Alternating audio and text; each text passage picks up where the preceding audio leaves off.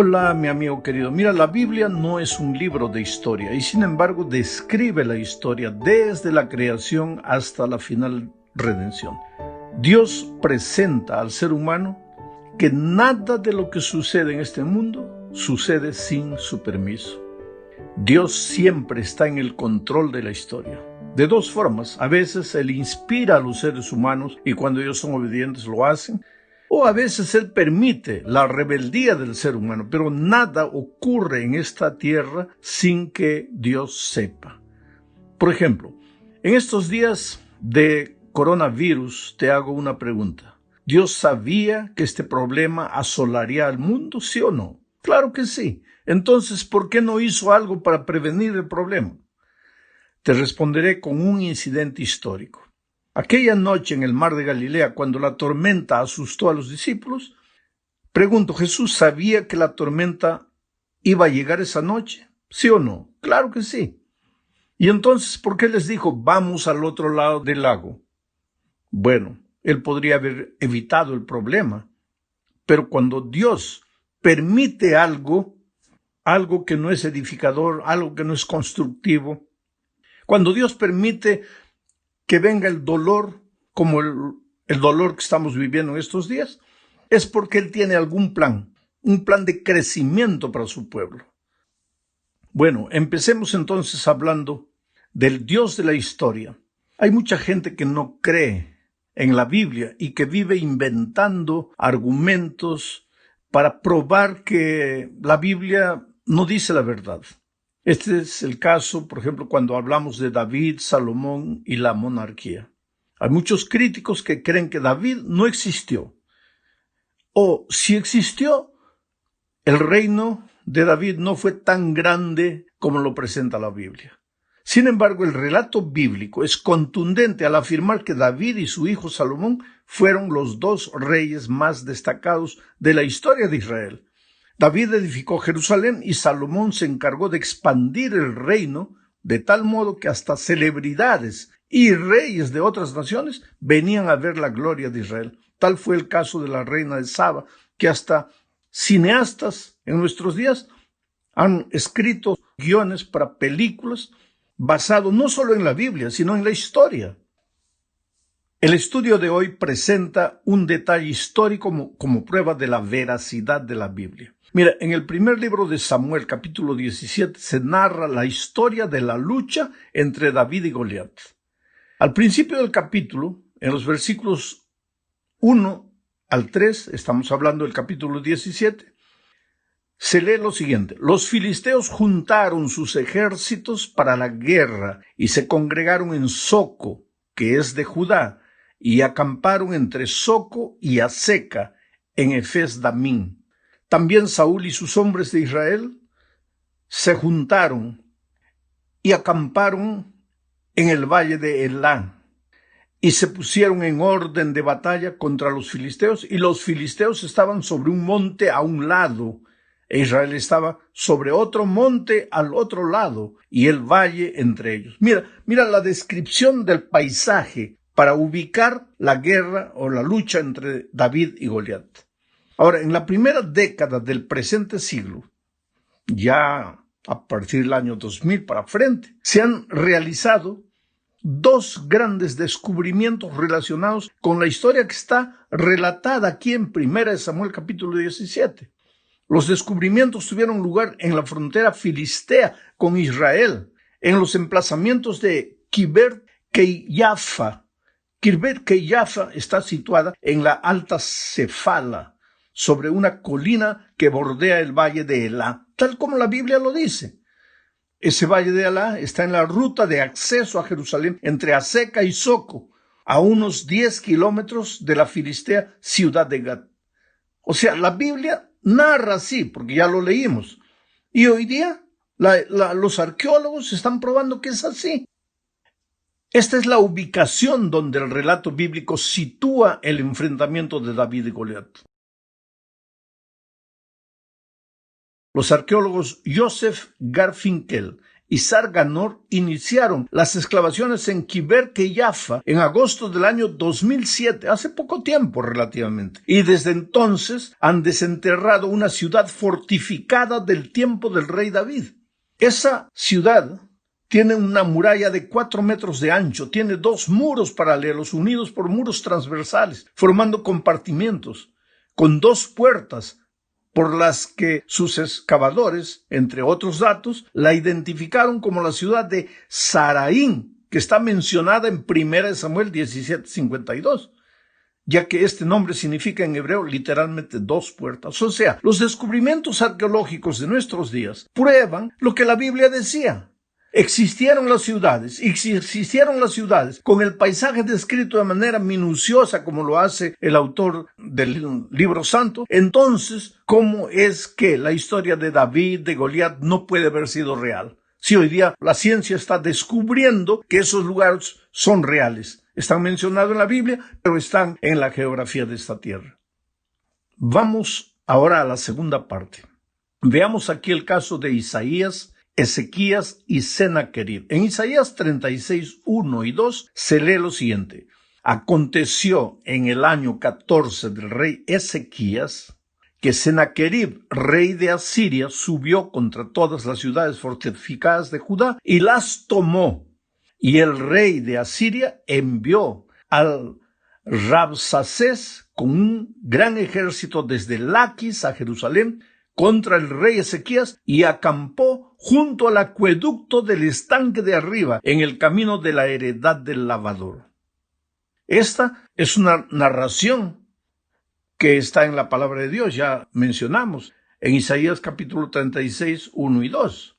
Pero en Isaías 37, un capítulo después, los versículos 33 al 35, Isaías profetiza en nombre de Dios para el pueblo lo siguiente. Por tanto, así dice Jehová acerca del rey de Asiria. No entrará en esta ciudad, ni arrojará saeta en ella, no vendrá delante de ella con escudo, ni levantará contra ella baluarte. Por el camino que vino, volverá, y no entrará en esta ciudad, dice Jehová, porque yo ampararé a esta ciudad para salvarla por amor de mí mismo y por amor de David mi siervo. O sea, la profecía decía que Sennacherib iba a venir contra Jerusalén, que iba a conquistar muchas ciudades, inclusive Laquis, la ciudad de Laquis, pero que no entraría a la ciudad de Jerusalén. Y todo se cumplió. Porque mira, el año 701 a.C., Sennacherib hizo una campaña contra Judá. El mismo Sennacherib registra este hecho. No es solo Isaías que lo registra, sino Sennacherib también. En sus análisis históricos descubiertos en la ciudad capital de Nínive, ahí Sennacherib en esos análisis históricos alardea lo siguiente. 46 de sus fuertes ciudades amuralladas e innumerables pueblos más pequeños y los alrededores sitié y conquisté. Él mismo escribe.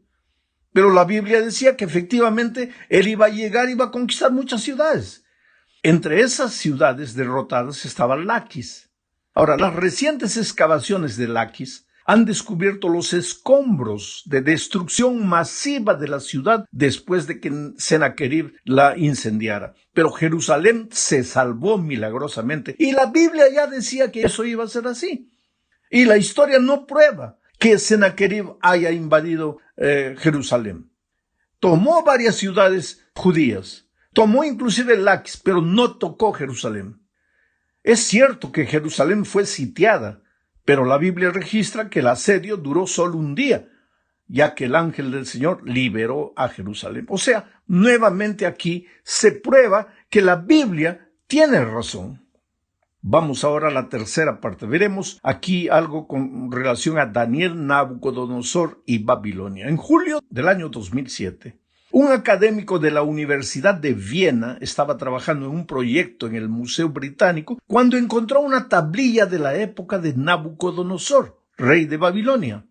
En la tablilla encontró el nombre Sarsequín, el nombre de un funcionario babilónico mencionado en Jeremías 39:3. Sarsequim es uno de los tantos reyes y oficiales que gracias a la arqueología se han descubierto desde la época de Daniel y de Nabucodonosor. La ciudad de Babilonia era enorme, con más de 300 templos, un palacio extraordinario, estaba rodeado de enormes paredes. Las paredes tenían 8 puertas principales, todas ellas con nombres de las principales divinidades babilónicas. La más famosa era la puerta de Ishtar, excavada por los alemanes y reconstruida en el Museo de Pérgamo en Berlín. Ahora, en Daniel 7:4 se describe a Babilonia como un león con alas de águila. El camino procesional, mira, que conducía de la puerta de Ishtar, está recubierto con imágenes de 120 leones. También durante las excavaciones se encontró la imagen de un enorme león que se abalanza sobre un hombre. Todo esto testifica del león como símbolo apropiado de Babilonia la Grande, que Daniel lo había mencionado así. Entonces se confirma la historia bíblica y su mensaje profético. Hay mucha gente que duda de la Biblia como historia. Dicen, no, que Daniel no existió, que existió antes, que existió después. No, que Sennacherib no existió. No, que esto no existió. Pero la historia, los descubrimientos arqueológicos prueban que la veracidad de la Biblia, aunque la Biblia no es un libro de historia, todo lo que cuenta, todo lo que narra, hoy día la ciencia puede comprobar que es verdad. Hablemos ahora del Jesús histórico. Esta es la cuarta parte. Mira, los críticos afirman que Jesús nunca existió y que los relatos de los evangelios no pueden ser comprobados por la historia. Sin embargo, la historia muestra que, por ejemplo, Caifás, que era el sumo sacerdote que instigó a la conspiración para matar a Jesús, Caifás fue un personaje real. Y si fue real Caifás, fue real Jesús. Flavio Josefo, el historiador judío, registra la veracidad de la existencia de Caifás. Por otro lado, en 1990 se descubrió una tumba familiar al sur de Jerusalén que contenía 12 osarios, huesos, cajas de huesos. Las monedas y la cerámica de la tumba indican que esas cajas de huesos eran de alrededor de medianos del primer siglo después de Cristo. Una de esas cajas lleva el nombre de José, hijo de Caifás. Quiere decir, muchos eruditos creen que esta fue la tumba y la caja de huesos de Caifás. Entonces, si Caifás existió, Cristo también existió. Más todavía, en 1961 se encontró una inscripción con el nombre de Poncio Pilato, prefecto de Judea bajo el emperador Tiberio. En una piedra del teatro de Cesarea Marítimo, que fue encontrada, ahí estaba el nombre de Poncio Pilato. Por lo tanto, la historia corrobora algunas de las principales figuras que rodearon la muerte de Cristo. Y si todo esto es verdad, y la historia puede probarlo hoy, la arqueología puede probar, entonces Cristo también existió. Los historiadores seculares de los 2 primeros siglos también hablaban de Jesús de Nazaret como un personaje histórico, real. Tácito, el historiador romano, escribió de Cristo, su ejecución por parte de Poncio Pilato durante el reinado de Tiberio, y los primeros cristianos en Roma, pues creían no solo en lo que los evangelios decían, sino en lo que los historiadores de aquella época también hablaban. Plinio el Joven, un gobernador romano, le escribió en el año 112 al emperador Trajano y le preguntó cómo debía tratar a los cristianos. Él describe que los cristianos se reunían en un día determinado antes del amanecer para entonar himnos.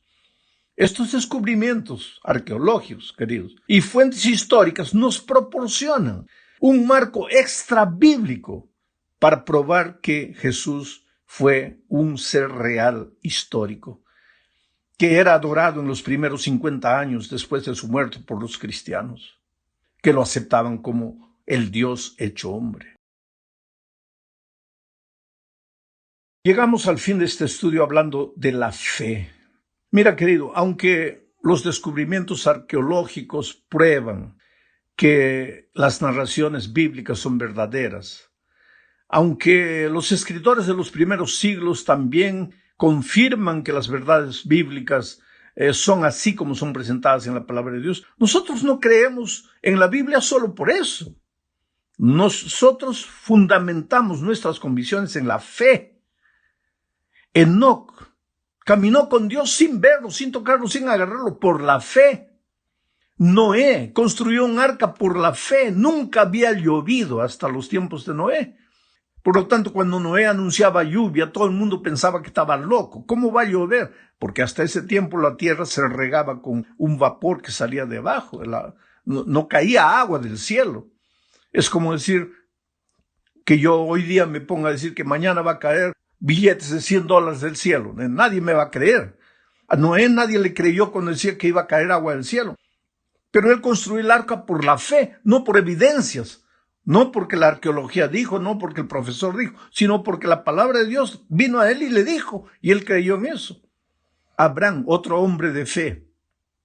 ¿Por qué salió de su tierra? Por la fe, sin saber para dónde iba, creyendo en la palabra de Dios. ¿Qué mérito tiene creer en la palabra de Dios solo porque tus ojos han leído algo que te prueba que arqueológicamente esto es correcto? No, eso no es mérito ninguno. Mérito es creer porque conoces al Señor, porque sabes que Él no te mentiría, sabes que Él no te falla, y creer en su palabra porque su palabra lo dice así. Moisés, Rahab, hombres y mujeres de fe, creyeron en el Señor Jesucristo, creyeron en Dios, creyeron en su palabra. Ahora, querido, la fe no es simplemente creer en algo o en alguien. La fe es actuar en respuesta a eso que tú crees. Porque si tú dices que crees en algo, tienes que responder y responder con tus acciones. Por eso la fe es una fe que trabaja, que obra. Esto es lo que se cuenta como justicia. Son los actos de fe los que cambian la historia. Cada uno de estos actos depende de nuestra confianza en la palabra de Dios. Es por eso que aunque el panorama hoy parece sombrío, aunque humanamente no vemos luz, aunque todo parece irse cuesta abajo, nosotros tenemos que creer que al otro lado del lago brilla el sol. Y tenemos que ir por la fe con Cristo, sin miedo, sin temor. Esta lección trató de mostrarnos, de probarnos que descubrimientos arqueológicos hoy prueban la veracidad de algunos relatos bíblicos. Pero para mí, el propósito de esta lección es llevarme a depositar mi confianza en Dios y creer que aunque mis ojos no vean y aunque mi mente no entienda muchas cosas, Dios está en el control de la vida y yo no tengo que tener miedo de nada, porque aquel que está con Dios, ¿quién podrá tocarlo? Somos omnipotentes cuando estamos escondidos debajo de la omnipotencia divina. Nuestra omnipotencia no es propia, es dependiente. Solo lo somos en la medida en que estamos bajo las alas divinas. Con Él seremos capaces de atravesar el fuego y no nos quemaremos, de pasar por el agua y no nos mojaremos. Con Él seremos capaces de enfrentar la noche oscura que estamos viviendo. Que Dios te bendiga ricamente.